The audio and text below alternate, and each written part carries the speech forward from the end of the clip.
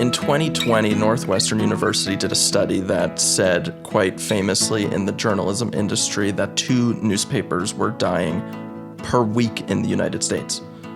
That rate is now closer to 2.5 newspapers per week. And if we are to believe what Walter Cronkite told us, that journalism is what we need to make democracy work, then we may be in serious trouble. On a positive note, and in defiance of that trend, the Catskill region just gained a newspaper. And on today's podcast, you'll hear from Noah Eckstein, editor-in-chief of The Overlook, serving 6 communities in the Catskills. Stay tuned. Catscast is supported by the Mountain Eagle, covering Delaware, Greene, and Schoharie counties, including brands for the local region such as the Windham Weekly, Schoharie News, Cobleskill Herald, and Catskills Chronicle. For more information, call 518-763-6854 or email mountaineaglenews@gmail.com. And by Briars and Brambles Books, the go-to independent book and gift store in the Catskills. Located in Windham, New York, right next to the pharmacy, just steps away from the Windham Path. Open daily. For more information, visit briarsandbramblesbooks.com or call 518-750-8599. I met up with 28-year-old Noah Eckstein, the Overlook's inaugural editor-in-chief, in a small white room in Woodstock, New York. Not just any small white room. I'm Noah Eckstein, editor-in-chief of The Overlook, which is a new nonprofit news outlet that serves Woodstock, Saugerties, Hunter, Hurley, Shandaken, and Olive. And right now we are in Woodstock, New York, at the old Bob Dylan White Room, which supposedly, according to folklore of this place, Bob Dylan wrote Masters of War, Mr. Tambourine Man, and many other songs. He was living in Woodstock for a while, and he rented this space to get away from his young family to write. This very room. This very room. Yes. Sometimes I like to conjure the spirit of him, but I'm reminded that he's not dead. Maybe he'll stop in. Yeah. So tell me about this new venture, Overlook. How did it come about, and who's behind it? So Overlook is a nonprofit news outlet. It started when Scott Widmeyer and Jackie Callahan got together. Jackie is co-owner of the Golden Notebook bookstore. Scott has lived here for over 15 years, and he comes from communications and was deputy press secretary to Jimmy Carter's second campaign. And they came together and realized that this area, the Overlook region, these 6 towns were not receiving robust coverage when it comes to just journalism and local governance coverage. They formed a board and they held focus groups to really understand what was missing, what people wanted, and they then hired me. I came on board part-time in October of 24, full-time at the beginning of 2025. We launched in February 13th, and we're going as a weekly. So our board is mainly concerned with, just overseeing the nonprofit, overseeing what we do and fundraising. There's many wonderful people on the board. Alexis Gelber, who's a professor of journalism at NYU, Lisa Phillips, who's professor of journalism in New Paltz, Peggy Barmore, who's a wonderful education reporter, Peter Cherikeri, who worked with Politico, Mark Land, who used to be deputy editor of the Saratogian, Amy Scheib, who is very active in Hunter and the Catskill Mountain Foundation. And so, yeah, these are just a group of people, community stakeholders, leaders who are coming together trying to put their efforts and resources and money behind local journalism. So you mentioned 6 communities: Hunter, Hurley, Olive, Saugerties, Shandaken, and Woodstock. Yep. How were those towns identified as places that needed local journalism presence? I think a lot of that came from the early focus groups that Jackie and Scott held with the communities. And it was also a conscious effort on where we could make the most impact. It's sort of this idea of the Overlook region, standing on top of Overlook Mountain, looking around, what do you see? Right now, this is like where we really see we can make the most difference and connect these communities to each other in a deeper way. What is the local journalism scene in the Catskills, and how does this fit in? I think the Catskills, compared to other parts of the country, the local journalism environment is pretty robust. There's Hudson Valley One, there's Chronogram, the Mountain Eagle. But I think we're trying to do something a little different, dig a little deeper, bring on people with experience in investigative journalism.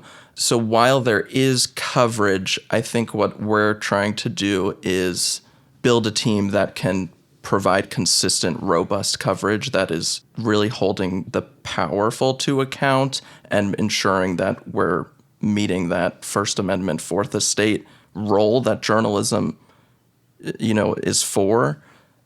Not a lot of investigative journalism in the Catskills. Is that something that sets you apart? As we grow, I think our lane could very well be investigative when it comes to the news. I'm trying to move us away from minute coverage of meetings. So if a zoning board meeting might not require a 600-word story, but it could be a truncated, distilled version of what happens in 100 words, then just having a journalist go there, they are building connections, having interviews for something that is a longer-term story. So right now it's updated once a week. How do readers access it? Readers can access the Overlook at www.theoverlooknews.com.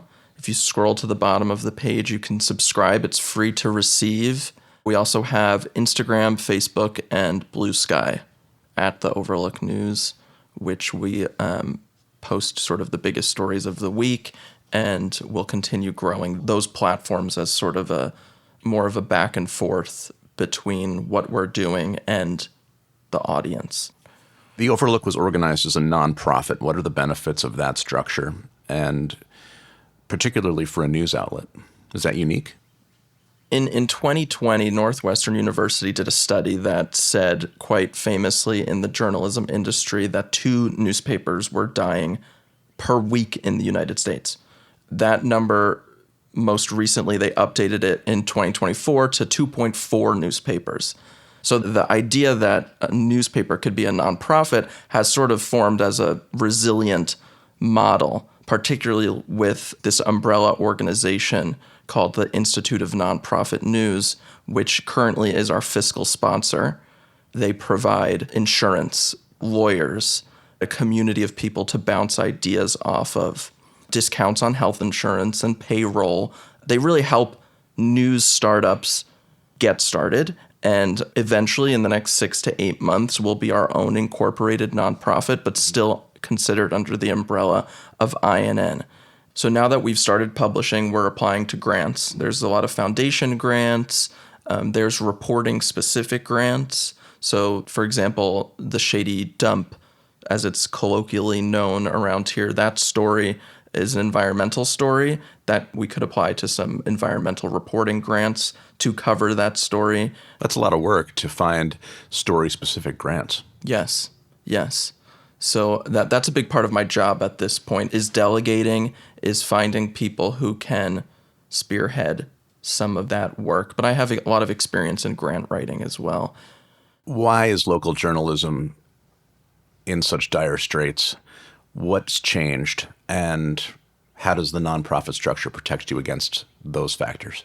So okay. Well, I'll start with the first part of the question. What's changed? It used to be every town had a local paper. It was dropped off at the corner store. It was dropped off, on your driveway. There was a local paper. The national paper got dropped off, and that was the source of truth. That was before social media, before the internet. That is what people really clung to stay in the know of what was going on. So much has changed with social media, particularly with millennials and Gen Z. I don't know a Gen Zer who is subscribing. I'm sure they're out there, but largely from what I'm seeing on social media is Gen Z is not subscribing to paid news. there's so much content online that it's overwhelming, and young people feel satiated in terms of what they need to know based on the few paragraphs of news that they get accompanied to a photo on social media. I know a lot of older people who aren't going to pay for news either, which is unfortunate, but go ahead. Would you say that those people were people who used to have subscriptions to newspapers and would read print? Yes. And then there are, traditional online components of newspapers that have paywalls that a lot of people refuse to get through that paywall. They would rather just read the headline and see if anybody else could summarize it for them, which is unfortunate because obviously everything costs money. Journalism's not cheap. Yeah. Sending people out in the field and paying their salaries. Sure. And I get it. People are busy. They have a lot that's going on in their lives. Things are not easy. And a lot of times national headlines can seem so jarring and scary that it makes people, for their own mental health, want to shut that off. And also, years ago, you had your one or two newspapers. Now, through social media, you see headlines from newspapers all over the country. So, no, I probably don't want to pay for a subscription for every newspaper headline that I see online just to read that article. Exactly. Something comes through from the Washington Post. I don't know if I want to subscribe. It's not my community. Yeah. So we're exposed to more news than we would have before, more options, more opportunities, but to subscribe to all of those would be ridiculous as well. Yeah. But that's one thing with the Overlook. We are free. We, completely plan to remain free with no paywall, which I think is huge. There's no barrier to accessing what we do. And we're finding ways to include younger people in the creation of the news. We have, who will be joining us soon, a high school correspondent who will be our eyes and ears in high schools. They're the next generation of journalists and of active citizens. And there's so many interesting national news stories that affect local kids in our area. One of them is when TikTok was banned and shut down for like 36 hours. A lot of young people went over to social media called Red Note, right? And they're still on it. And what does that mean? What does that mean for kids at Ontiora? So yeah, we're trying to find ways for young people to be included and for us to also make the Overlook something that young people want to read and go to as something that they view as critical for their news diet, which is going to take some time. Most of the people that have shown early support to us are, 40 plus. And that's a constant conversation I'm having with our board is how to make the Overlook something that young people want to read. Was it difficult to find reporters to cover this area? Yes. We're still actively interviewing and talking to reporters. A big part of my job right now is trying to convince retired journalists who live in this area to write a story a month, do an investigative piece, an environmental piece. There's a lot of younger people who are interested, but with a news startup, with young people, it sometimes takes a lot of editing and mentorship and guidance, which I'm very open to. But with the weekly schedule, it becomes a little difficult as we're building our team. So anyone who's listening to this who wants to contribute, please reach out. So you, as the founding editor-in-chief, are shepherding these stories. Yep. Tell us a little bit about your background in journalism and how you found yourself here. Yeah, so I grew up in New Jersey. I always wanted to be a journalist. My grandmother was a refugee of the Spanish Civil War and came to this country and started cleaning apartments in New York City. And she remembers hearing Edward R. Murrow on the radio, and that's how she learned to speak English. And she always instilled in me a desire to tell stories, that telling stories is a way for people to recognize a deeper, compassionate version of humanity. Kept coming up to speak to me and to touch me. Professors from Poland, doctors from Vienna, men from all Europe, men from the countries that made America. So from the time that I was like 12 years old, I knew I wanted to be a journalist. When I was 14, I was an intern at the New York Post and this iPad-only newspaper called The Daily. And when I went to high school, I started a weekly news program on our high school TV station called Noah's Noggin, which was very, very fun to produce, and kids loved it. And I would have people on, and we would have interviews. That high school news show also helped put Noah on a path of investigative inquiry that serves as a guidepost for the Overlook. Yeah, so Noah's Noggin was quite controversial in the town that I grew up in Kinnelon, New Jersey, which was a small, very white, conservative town. And so I would bring on students with disparate viewpoints to share their thoughts in the spirit of journalism. But I once had on the 3 Muslim students who were in the school who refused to say the Pledge of Allegiance. I had them on, and the school vice principal and principal ran up to the recording studio and stepped in front of the camera and didn't allow that to get aired, which always stuck with me, and it still sticks with me in terms of the fact that good journalism and journalism that seeks a diversity of perspectives, sometimes people don't want that, but that is even more reason why it's important to protect the First Amendment, freedom of the press, and to do our job. I went to college in the UK. I did my undergrad and master's in London, studied journalism and US history to get an international perspective on US coverage and U.S. journalism. And yeah, after that, I worked for a bunch of different places, Semaphore, regional outlets, the Daily News in the city, New York Times. And then during the pandemic, my partner and I moved to the Hudson Valley and just have been working and living up here as journalists. And this is a dream come true for me. I mean, to run a news outlet with a team of people that are so thoughtful and compassionate and really looking to make a difference, the bones and the structure for sustainability and deep impact are there. To be a part of something that's so fresh and so exciting and forward-looking and trying to make a real difference in community is really a dream come true for me. Okay, so as of this interview, you're just 2 issues in. Yep. What have you learned so far about covering this corner of the Catskills? And have you changed tack at all, even at this early stage, from where you started? So what I can say is that in terms of stories, there are so many stories. I think for one day I was worried, like, will there be enough to cover? And that's not a concern at all. So really, we haven't changed course in any way. It's just finding dedicated, talented, independent journalists that can help us cover all that's going on. So it seems like maybe there's more stories coming in than you can cover. Yep. How do you determine what gets the focus? Is that I would imagine that comes out of Noah's Noggin. Yes. Yeah. So I think we're still very much in this phase 1 where we are making connections, building trust with our community and readers, and building out what we can cover. It comes with time. I think in 3 weeks, the amount that we'll be able to cover is much different than what we started with. And so we're just excited that the response from readers has been so positive and that people have been yearning for something like this and are willing to volunteer their time to help us, get this going.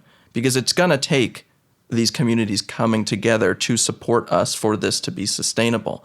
Sending news tips, sending letters to the editor. We very much view the Overlook as like a living, breathing town square that is in constant communication with the town and the people that we cover. So it's not like we're this hierarchical thing in a vacuum.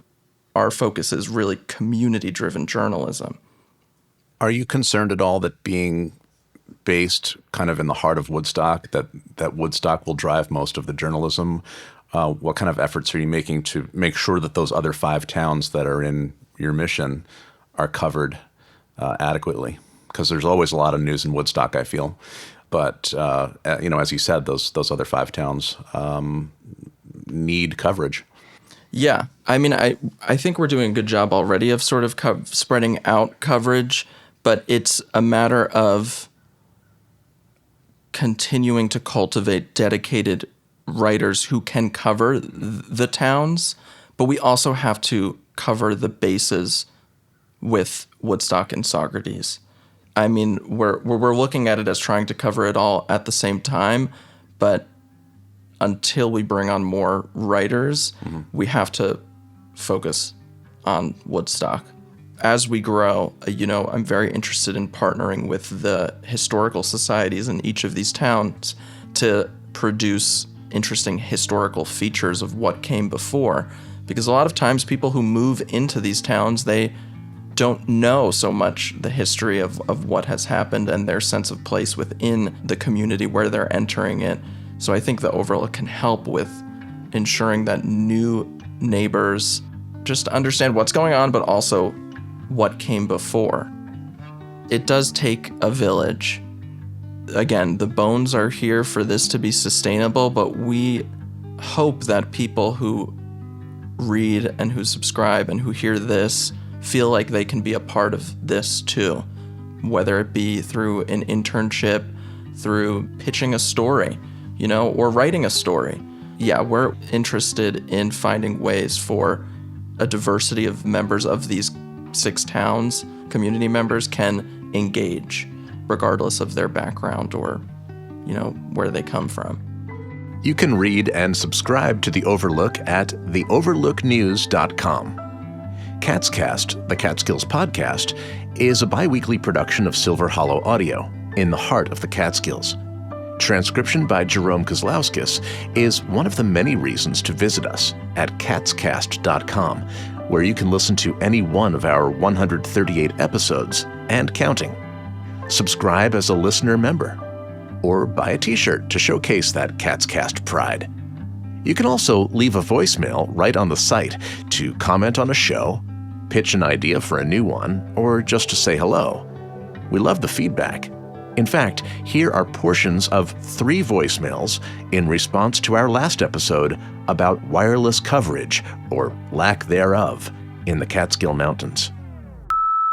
I've been here for over 25 years and have been fighting for cell service since day one.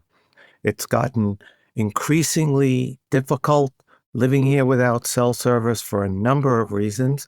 The internet is out frequently, the electricity is out frequently, and there's no way of communicating for 911, emergencies, to get updates on any of the outages. And most importantly, drivers that are driving around at night are hitting deers. I've had 3 people in the last 2 years come to my house at 1 o'clock in the morning, 3 o'clock in the morning, hysterical, needing services, and they had no way of communicating.